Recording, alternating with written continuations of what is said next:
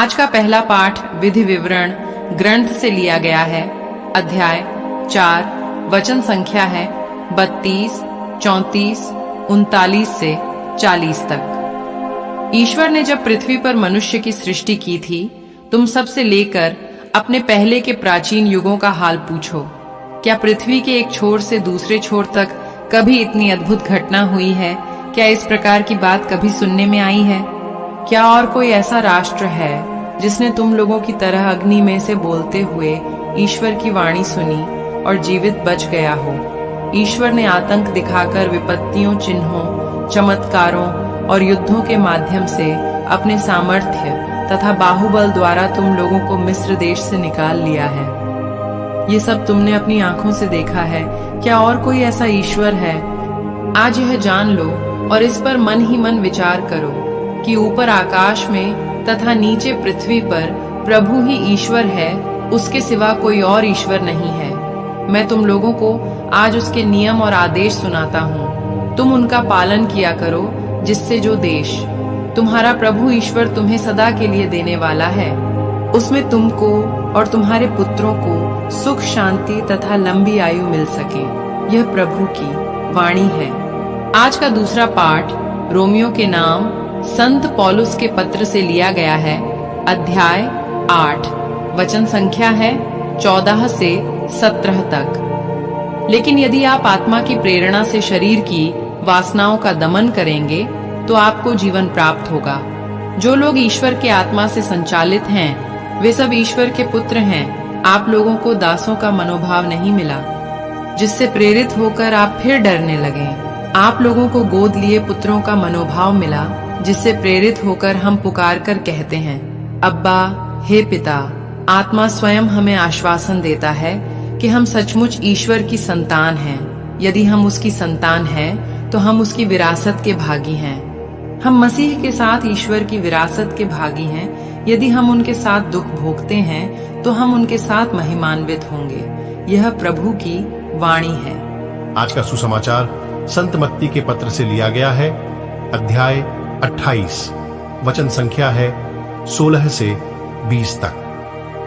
तब 11 शिष्य गलीलिया की उस पहाड़ी के पास गए जहां ईसा ने उन्हें बुलाया था। उन्होंने ईसा को देखकर दंडवत किया, किंतु किसी किसी को संदेह भी हुआ। तब ईसा ने उनके पास आकर कहा, मुझे स्वर्ग में और पृथ्वी पर पूरा अधिकार मिला है, इसलिए तुम लोग जाकर सब राष्ट्रों को शिष्य बनाओ और उन्हें पिता, पुत्र और पवित्र आत्मा के नाम पर बपतिस्मा दो। मैंने तुम्हें जो जो आदेश दिए हैं, तुम लोग उनका पालन करना। उन्हें सिखलाओ और याद रखो, मैं संसार के अंत तक सदा तुम्हारे साथ हूं। यह प्रभु का पवित्र सुसमाचार है। मनन चिंतन। आज हम पवित्र त्रिएक ईश्वर का रविवार मनाते हैं। पवित्र त्रित्व का रहस्य ईश्वर के अस्तित्व का सबसे गहरा रहस्य है। जब हम पवित्र त्रित्व के बारे में बात करते हैं, तो मैं इसकी शुरुआत संत योहन के पहले पत्र से करना उचित समझता हूं, जहां पर संत योहन ईश्वर की परिभाषा इन शब्दों में पेश करते हैं, ईश्वर प्रेम है, ईश्वर प्यार है। यह दावा ही पवित्र त्रित्व को समझने व पहचानने का आधार है। ईश्वर प्यार है और ईश्वर त्रित्व है, ये दोनों एक ही बात की और इंगित करते हैं। ईश्वर का त्रिएक रूप में होना हमें क्या सिखलाता है? ईश्वर का त्रिएक अस्तित्व है, यानी प्रेम की परिपूर्णता का अस्तित्व है। अपने इसी स्वभाव के कारण ईश्वर हमारी सृष्टि करता है और वही त्रिएक ईश्वर हमें अपने इस प्रेम में भागीदार होने के लिए बुलाता है। प्रभु यीशु कहते हैं, यदि कोई मुझे प्यार करेगा तो वह मेरी शिक्षा पर चलेगा। मेरा पिता उसे प्यार करेगा और हम उसके पास आकर उसमें निवास करेंगे। तो यह है पवित्र त्रित्व में विश्वास करने का अंतिम उद्देश्य, कि हम ईश्वर के इस असीम और अनंत प्रेम के भागीदार बन जाएं। प्रभु यीशु अपनी कही ख्वाहिश इन शब्दों में बयां करते हैं, जिससे जहां मैं हूं वहां तुम भी रहो। प्रभु यीशु कहां है?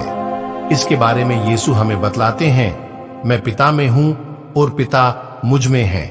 इसका आशय यह हुआ कि पवित्र त्रिएक ईश्वर हमें अपने प्रेम में एक हो जाने के लिए बुलाता है, यानी हम सब पिता, पुत्र और पवित्र आत्मा के एकता में भागीदार होकर एक हो जाए।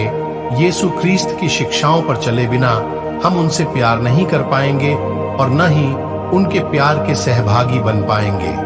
तो सबसे पहले हमें यीशु ख्रीस्त को पहचानना, उन्हें स्वीकार करना और उनकी आज्ञाओं को मानना होगा। तब हम उनसे प्यार कर पाएंगे और स्वयं पिता हमें प्यार करेगा और पिता और पुत्र और पवित्र आत्मा हम में आकर निवास करेंगे। मेरे प्यारे विश्वासी भाई बहनों, आइए हम सभी आज के वचन पर मनन चिंतन करें। आप सभी को परमेश्वर आशीष तथा शांति प्रदान करे। आमीन। प्रार्थना। हे पिता ईश्वर, मैं आज हमारे सभी विश्वासी भाई बहनों के लिए प्रार्थना करता हूँ।